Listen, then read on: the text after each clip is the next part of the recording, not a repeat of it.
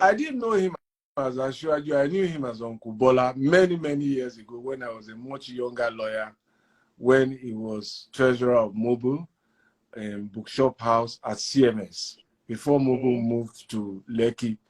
So I met him through his nephew, Wale, and Wale was a youth corper who came to serve out his youth corps year in the law firm where I was an associate. We became friends, and you know, Friday nights when we were broke, we needed money to go clubbing. We said, let's go and see Uncle Bola, he will give us money. He always worked late.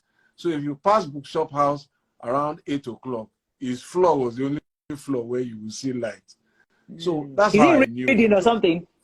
Working. Was working.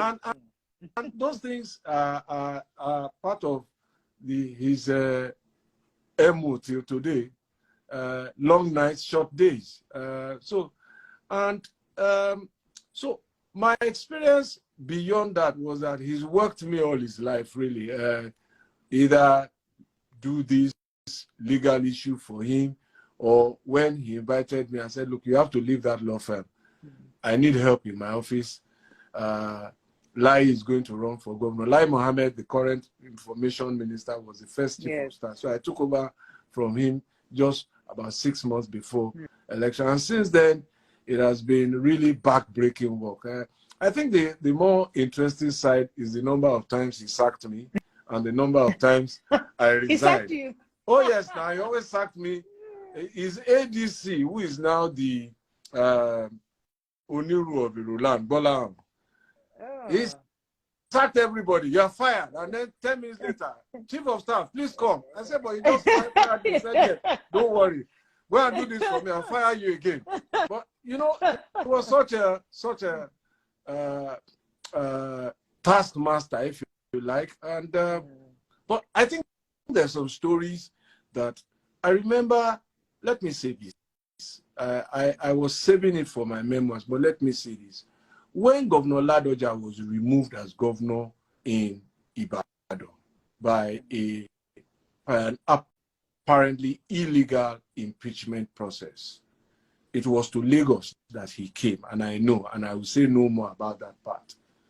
But let me also say that on Sundays, I used to play football, and Sunday was like my day off when he would not call me. I remember my phone rang after playing soccer on Sunday, and it was the ADC, and he said, the boss wants to speak to you. And he said, when he came on, he said, look, Tunde, I'm sorry. I know this is your day off. I need you. Yemi, that's the current vice president, the attorney general, was in camp. I think they were doing something. He said, just bring your constitution, bring your law books. I need you to research something for me. When I got there, what he said to me was, are we just going to fold our hands and let a governor in Nigeria be impeached and nothing will happen? And I said, but he's in opposition. It doesn't matter. What can we do? Call your colleagues.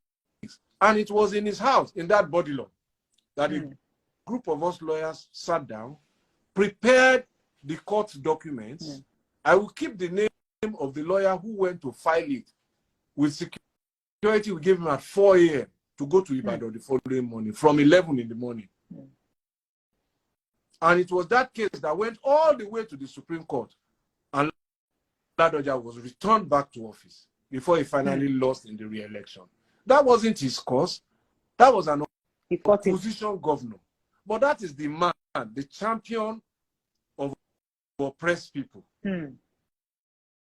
So when some people are now trying to rewrite history and say he's fighting Buhari, no. He's empathizing with people who can't get money. He's empathizing with people who need fuel.